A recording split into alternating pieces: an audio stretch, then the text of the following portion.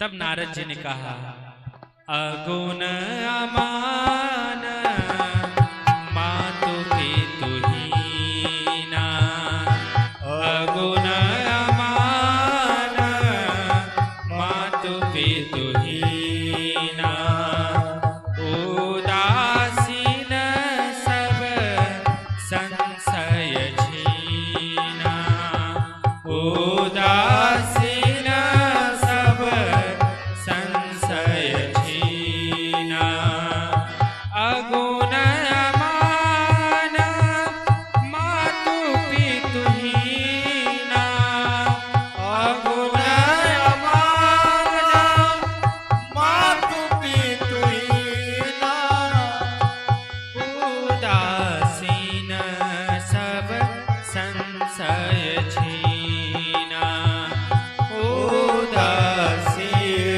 सब संशय छीना।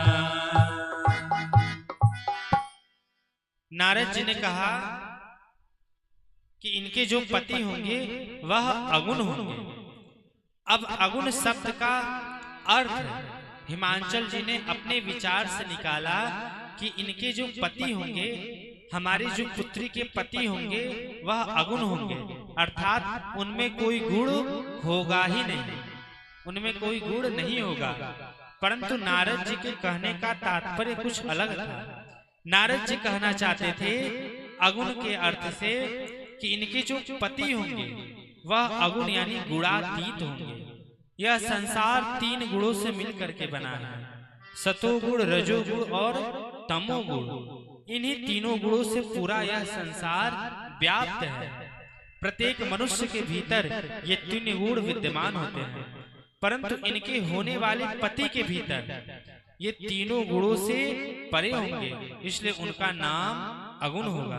बोले शंकर भगवान की जय। और दूसरा शब्द अमान। अमान का अर्थ हिमांचल जी ने लगाया कि उनका कोई मान सम्मान करने वाला नहीं होगा। परंतु नारद जी का कहना था, नारद जी के कहने का तात्पर्य यह था कि इनके जो पति होंगे वह मान सम्मान से ऊपर उठे होंगे, यानी उनका कोई सम्मान करे या अपमान करे, उन सभी से वह ऊपर होंगे। वह सम्मान और मान और अपमान इन सभी में समभाव रखेंगे। अगर ऐसा नहीं होता तो आप बताइए, एक कथा आपको सुनाते हैं। शंकर भगवान का मंदिर था, वहां पे एक पुजारी थे। शंकर भगवान के शिवलिंग थे और उनके ऊपर एक सोने का घड़ा टंगा हुआ था और उसमें से जल शंकर भगवान के ऊपर, शिवलिंग के ऊपर बूंद बूंद करके गिर रहा था। और बाहर में बैठा एक व्यक्ति जो चोर था, उसकी निगाह शंकर भगवान के मंदिर में शंकर भगवान के ऊपर जो सोने की घड़ा थी उसी के ऊपर था कि कब मैं अवसर पाऊं और इस घड़े को चुरा लूं। वह दिन रात बैठता था, देखता था कि कब यहाँ के जो पुजारी हैं वह जाते हैं। तो उसने अच्छा अवसर देखा, तो उसके विचार से आया कि दोपहर में जो यहाँ के पुजारी हैं दोपहर में कुछ देर के लिए अपने घर पे चले जाते हैं और यहाँ पर कोई पूजा करने भी दोपहर के समय आता नहीं है। तो उसने विचार किया कि हमारे पास आधे घंटे का समय है, हम उसी में जो है इस घड़े को चुरा लें। और जब दोपहर में पुजारी अपने घर पर गए तब वह आया, मंदिर में प्रवेश किया और युक्ति लगाने लगा कि कैसे इस घड़े को नीचे उतारा जाए। परंतु घड़ा जो था वह थोड़ी ऊपर थी, उसके हाथ से घड़ा तक उसकी हाथ पहुंच नहीं रहे थे। वह चोर युक्ति लगा रहा था, परंतु किसी भी विधि से उसका हाथ उस घड़े तक पहुंच नहीं रहा था। फिर वह अंत में क्या किया, उसने सोचा यदि शंकर भगवान के ऊपर ही चढ़ जाऊंगा तो हमारा हाथ जो है उस घड़े तक पहुंच जाएगा। और वह शंकर भगवान के ऊपर ज्यों चढ़ा और घड़े को पकड़ा, तब तक पुजारी जी आ गए और चोर चोर चोर कह के लगे चिल्लाने। तभी गांव के लोग भी वहां पर आए और चोर को पकड़ लिए।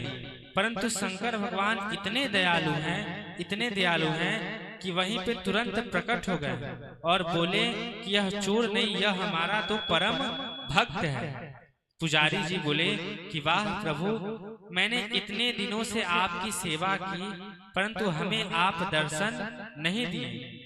परंतु इसमें ऐसा आपने क्या देख लिया कि जिसको आपने अपना भक्त कह दिए, दर्शन भी दिए और इनको अपना भक्त कह डाला। तो शंकर भगवान बोले कि अच्छा बताओ, आज तक तुमने हमारे ऊपर क्या चढ़ाया है। पुजारी जी बोले कि मैंने आपके ऊपर बेलपत्र चढ़ाए हैं, दूध से अभिषेक किए हैं, दही से अभिषेक किए हैं, घी से अभिषेक किए हैं, आपके ऊपर अनेक प्रकार के पुष्प चढ़ाए हैं, अनेक विधि से आपकी पूजा की है। शंकर भगवान ने कहा ठीक है। शंकर भगवान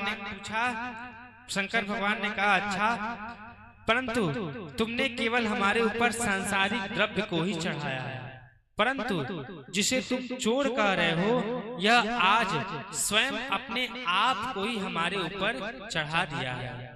परंतु आज यह भक्त स्वयं को हमारे ऊपर चढ़ा दिया है, इससे बड़ा और द्रव्य क्या हो सकता है, इसलिए मैं आज इसके ऊपर रीझ गया हूं। अब आप बताइए, वह चोर तो शंकर भगवान की घड़ा चुराना चाहता था, शंकर भगवान का घड़ा चुराना चाहता था, परंतु शंकर भगवान इतने दयालु हैं, इतने कृपामय हैं कि वह अपना अपमान भूल गए और उसे अपने भक्त के रूप में स्वीकार कर लिया।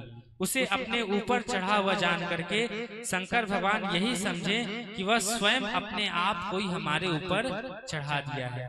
इसी से शंकर भगवान रीझ गए। इसलिए शंकर भगवान का नाम है अमान, यानी उनका कोई मान करे या अपमान करे, उन दोनों भाव में शंकर भगवान समान रहते हैं। इसलिए नारद जी कहना चाहते हैं कि आपकी जो पुत्री के पति होंगे वह अमान होंगे।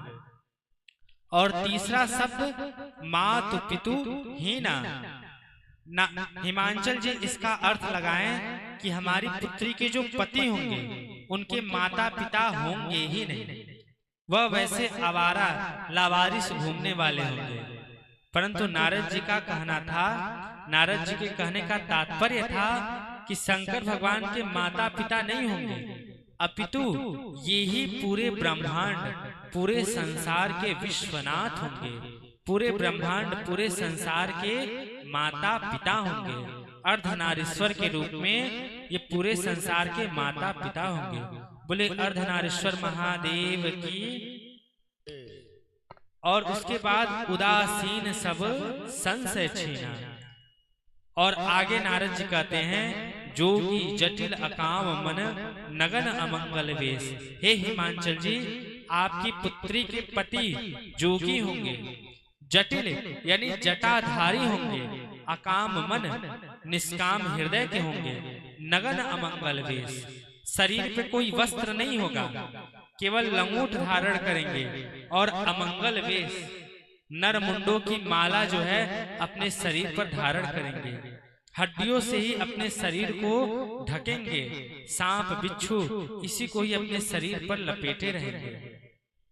अस स्वामी यही कह मिलही परिहस्त असी रेख। हे हिमांचल जी, ऐसा पति इनको मिलेगा, इनके हाथों की रेखा ऐसी बता रही है। और यह बात सुन करके हिमांचल और उनकी पत्नी मैना और उनकी पुत्री पार्वती तीनों लोग रोने लगे।